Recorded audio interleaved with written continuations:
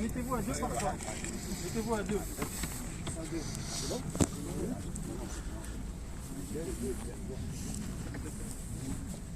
Les frères, vous allez écouter le frère Hafid, le frère Mohamed. C'est eux qui vont nous dire comment on va faire.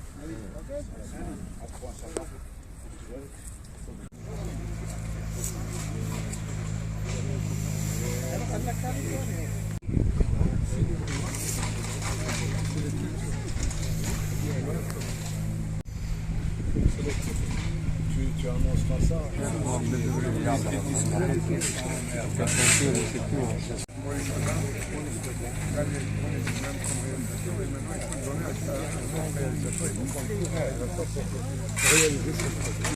Oui, donc Nusreddine Guinifi, bien sûr, je l'ai connu il y a une quarantaine d'années à Alger parce que nous fréquentions les mêmes lieux. J'étais journaliste et en même temps je faisais un peu de cinéma, donc on se croisait par exemple au 13 à Nancy, le Caïque, et on est devenus progressivement de bons amis. On s'est retrouvés au début des années 90 ici à Paris. Je me souviens qu'on avait essayé d'organiser la première association des intellectuels algériens en exil. Il y avait avec nous un ancien cinéaste, Jean-Pierre Liédo, par exemple. Et puis, bien sûr, Nusreddine était un militant complètement convaincu.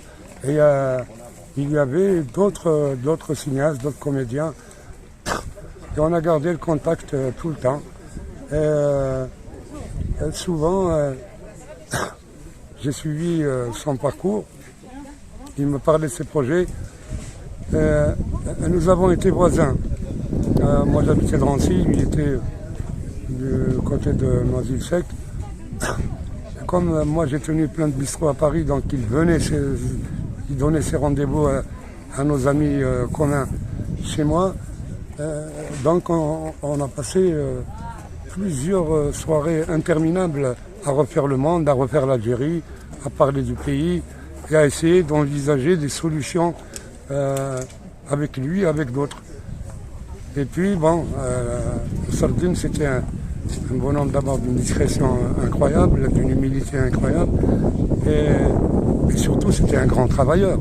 Il ne faut pas qu'on oublie qu'il a commencé à faire du cinéma avant l'indépendance. Ce qui est important, c'est qu'il ne voulait pas dilapider son entièreté, son savoir et tout ce qu'il avait acquis, tout ce qu'il avait acquis. Et donc il s'est mis, il a toujours écrit, il s'est remis à l'écriture. Et là je me désole pour le fait que les 2 tomes qu'il a écrits sur le bey de Constantine, les 2 livres, ont été tirés elles ont un tirage confidentiel. Donc j'ai parlé avec sa fille hier, je lui ai demandé si on ne pouvait pas revoir un autre éditeur et puis le diffuser plus largement. Surtout, ils viennent de finir l'écriture du scénario sur la vie de Maurice Audin. Et il l'a terminé, il était en train de chercher des moyens de production et il voulait le réaliser lui-même. Il est mort avant de pouvoir le réaliser, mais par contre ce film-là, il faut maintenant qu'on trouve un producteur et qu'on trouve surtout un réalisateur qui serait sensible à cette histoire de Maurice Audin et qui la raconte au cinéma. Bien entendu, tu imagines bien que raconter Maurice Audin, ça va demander des moyens financiers assez considérables parce qu'il faudra une reconstitution historique, des choses comme ça. Maintenant, bon, sur le plan, comment dire, intime, je crois que tu l'as vu déjà avec moi. On s'est retrouvés à plusieurs reprises ensemble avant son décès.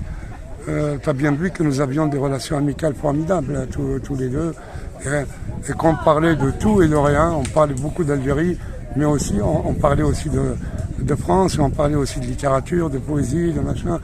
Voilà, donc moi il me semble que je viens encore une fois de perdre un aîné.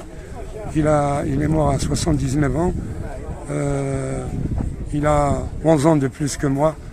Et ce n'est pas le seul. Ces derniers temps, toute la génération qui m'entourait est en train de partir. Et je crois que ce n'est pas dû au hasard. Je vais te dire une chose.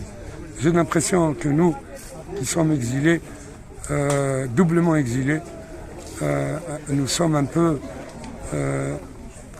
en train de partir, non pas à cause de maladies physiques, c'est le stress qui nous tue. C'est le stress qui nous tue. C'est le stress. Et le stress va nous tuer. Tous on va y passer. Mais bon, moi, qu'est-ce que je peux dire aujourd'hui? Je vais présenter les condoléances à ses amis, à sa famille qui sont là. Je lui dis au revoir et j'espère que nous n'allons pas l'oublier. Voilà.